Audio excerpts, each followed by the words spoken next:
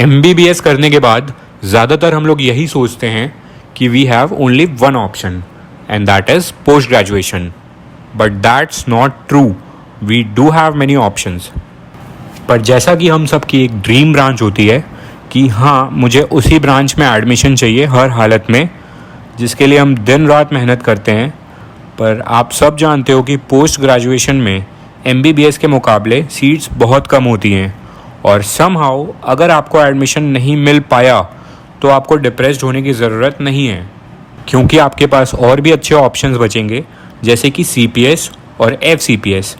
CPS यानी कि college of physicians and surgeons एक ऑटोनॉमस बॉडी है जो कि 1913 में मुंबई में इस्टेब्लिश की गई थी। MBBS के बाद college of physicians and surgeons of Mumbai 2 courses आपको ऑफर करता है, एक FCPS जो कि 3 साल का फेलोशिप कोर्स है और एक CPS जो कि 2 साल का डिप्लोमा कोर्स है। तो सबसे पहले बात करते हैं कि CPS और FCPS में कौन कौन सी सीट्स और कौन कौन सी ब्रांचेस MCI से रिकॉग्नाइज्ड हैं। CPS में DGO, DPath और DCH MCI से रिकॉग्नाइज्ड हैं और FCPS के फेलोशिप कोर्स में 6 branches dermatology, medicine, ophthalmology, pathology, obstetrics and gynaecology और सर्जरी ब्रांच रिकॉग्नाइज्ड है MCI से। अगर कोई भी डॉक्टर CPS या FCPS रिकॉग्नाइज सीट से करता है तो वो पूरे इंडिया में कहीं पे भी प्रैक्टिस कर सकता है। अगर आपने CPS या FCPS नॉन रिकॉग्नाइज सीट से किया है तो आप सिर्फ उन्हीं स्टेट्स में प्रैक्टिस कर पाएंगे जहाँ पर ये सीट्स परमिटेड हैं, और वो स्टेट्स हैं महाराष्ट्र, गुजरात, राजस्थान, छत्तीसगढ़, मध्य प्रदेश, उड़ीसा, दमन एंड दीव एंड दादरा नगर हवेली। इसको एक एग्जाम्पल से समझते हैं। फॉर एग्जाम्पल कि अगर एक उत्तर प्रदेश के डोमिसाइल का कोई स्टूडेंट महाराष्ट्र से किसी रिकॉग्नाइज सीट पे FCPS या CPS करता है और वो वापस उत्तर प्रदेश में वापस आके प्रैक्टिस करना चाहता है तो वो एलिजिबल होगा उत्तर प्रदेश में प्रैक्टिस करने के लिए। लेकिन वहीं अगर कोई उत्तर प्रदेश का बच्चा महाराष्ट्र से MCI नॉन रिकॉग्नाइज सीट पे CPS या FCPS करता है तो वो उत्तर प्रदेश में वापस आके प्रैक्टिस नहीं कर पाएगा। फिर उत्तर प्रदेश में या तो उसको सेटल होने के लिए DNB का एग्जिट एग्जाम देना होगा या फिर इन 7 स्टेटों में से किसी एक में ही उसको सेटल होना पड़ेगा। इसकी काउंसलिंग ऑनलाइन ही होगी। बहुत सारे एजेंट्स और कंसल्टेंट से आपको ये सुनने को मिल रहा होगा कि काउंसलिंग ऑफलाइन होगी, आप एडवांस में पैसे दे दो, सीट ले लो, लेकिन ये बातें सारी गलत हैं। हर साल की तरह इस साल भी काउंसलिंग ऑनलाइन ही होगी। अगर बात करें एडमिशन एलिजिबिलिटी की तो दोस्तों CPS गवर्निंग काउंसिल MCI के अप्रूवल से एक कट ऑफ डिसाइड करता है जो कि लास्ट ईयर 2019 में अराउंड 150 थी और इस साल भी अराउंड 160 टू 170 के आसपास में ही होगी। तो जिन भी डॉक्टर्स के नीट PG एग्जामिनेशन में इसके ऊपर मार्क्स आएंगे वो एडमिशन के लिए 100% एलिजिबल हो जाएंगे। अगर बात करें टाइप्स ऑफ हॉस्पिटल की तो इसमें 2 टाइप के हॉस्पिटल्स होते हैं, पहला गवर्नमेंट हॉस्पिटल, दूसरा प्राइवेट हॉस्पिटल। गवर्नमेंट हॉस्पिटल में एडमिशन लेने के लिए या तो डोमिसाइल सेम स्टेट का होना चाहिए या तो फिर स्टूडेंट ने अपना अंडर ग्रेजुएशन सेम स्टेट से करा होना चाहिए और उनके नीट PG के मार्क्स भी कट ऑफ के ऊपर आने चाहिए। प्राइवेट हॉस्पिटल्स में एडमिशन लेने के लिए कोई डोमिसाइल की ज़रूरत नहीं होगी।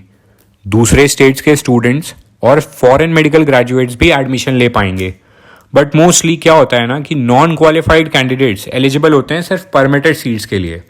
बहुत सारे डॉक्टर्स के लिए तो CPS और FCPS एक अच्छा और फेवरेट ऑप्शंस होता है, क्योंकि सीखने को भी ज़्यादा मिलता है और पैसे भी कम लगते हैं।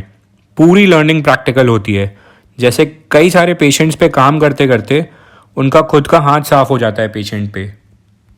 कई सारे अर्बन एरियाज़ के हॉस्पिटल्स में तो इन्वेस्ट किए हुए पैसे ड्यूरिंग द कोर्स टाइम ही वापस आ जाते हैं। जैसे कि अगर आप किसी अच्छे हॉस्पिटल में हो जहाँ पर कि एक अच्छे जेंट्री और अच्छे सोसाइटी से पेशेंट्स आ रहे हैं और आपका उनसे अच्छा बॉन्ड बन गया या अच्छा इंटरेक्शन रहा, तो कई सारे केसेस में तो आप उनके फैमिली डॉक्टर ही बन जाते हो और आप अच्छे पैसे चार्ज करते हो। अगर बात करें CPS के फ़ीस स्ट्रक्चर की तो गवर्नमेंट कॉलेज की फ़ीस लगभग 40 से 50 हज़ार पर ईयर के आसपास में होती है। प्राइवेट हॉस्पिटल्स में 2 टाइप्स की फ़ीस होती हैं, एक मेरिट फ़ीस, एक institutional quota fees. Merit fees उन बच्चों के लिए जो काउंसलिंग के थ्रू आए हैं, और इंस्टीट्यूशनल कोटा फीस उन बच्चों के लिए जो मैनेजमेंट सीट या इंस्टीट्यूशनल कोटा सीट पे एडमिशन ले रहे हैं। मेरिट फीस जैसा कि आपको स्क्रीन पे दिख रहा होगा 1.5 लाख या 4.5 लाख के आसपास में होती है, depending upon the branch you choose. और institutional quota fees 3 lakh, 9 lakh या 13.5 लाख के आसपास में होती है, depending upon the branch you take. अगर FCPS की फ़ीस की बात करें तो गवर्नमेंट हॉस्पिटल्स में इसकी फ़ीस लगभग 50 से 60 हज़ार रुपये के आसपास में होती है पर ईयर। यहाँ पर भी प्राइवेट हॉस्पिटल्स में 2 टाइप की फ़ीस होती है, एक मेरिट फ़ीस जो उन बच्चों के लिए जो काउंसलिंग के थ्रू आए हैं, और एक इंस्टीट्यूशनल या मैनेजमेंट कोटा फ़ीस उन बच्चों के लिए जो इंस्टीट्यूशनल या मैनेजमेंट कोटा के थ्रू जिन्होंने एडमिशन लिया है। मेरिट फ़ीस लगभग 4.5 लाख रुपए या 6.5 लाख रुपए पर एनम के हिसाब से होती है। ये डिपेंड करता है कि आपने कौन सी ब्रांच ली है। और इंस्टीट्यूशनल कोटा फीस 9 लाख रुपए या 13 लाख रुपए या 19.5 लाख रुपए होती है, डिपेंडिंग अपॉन द ब्रांच जो आपने ली हो। ये सारी फ़ी डिटेल आपको डिस्क्रिप्शन में मिल जाएगी लिंक में, वहाँ से जाके इसे डाउनलोड कर सकते हैं।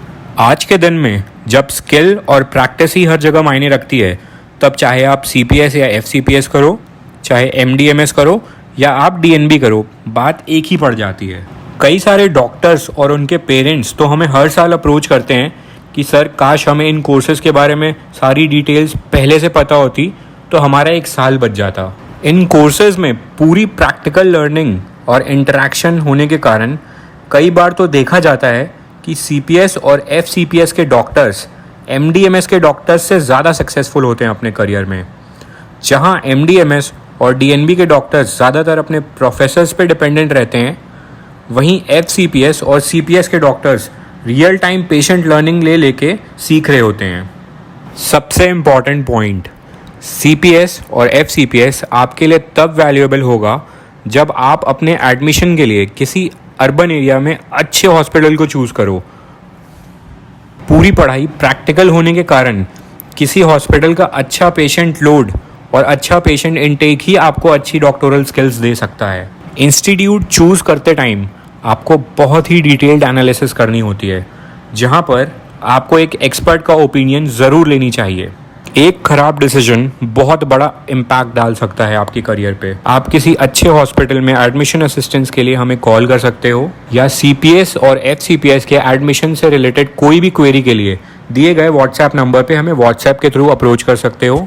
और हाँ, अगर आपको हमसे मिलने का अपॉइंटमेंट चाहिए तो आप हमारे ऑफिस विजिट कर सकते हो नीचे दिए गए नंबर पे कॉल करके।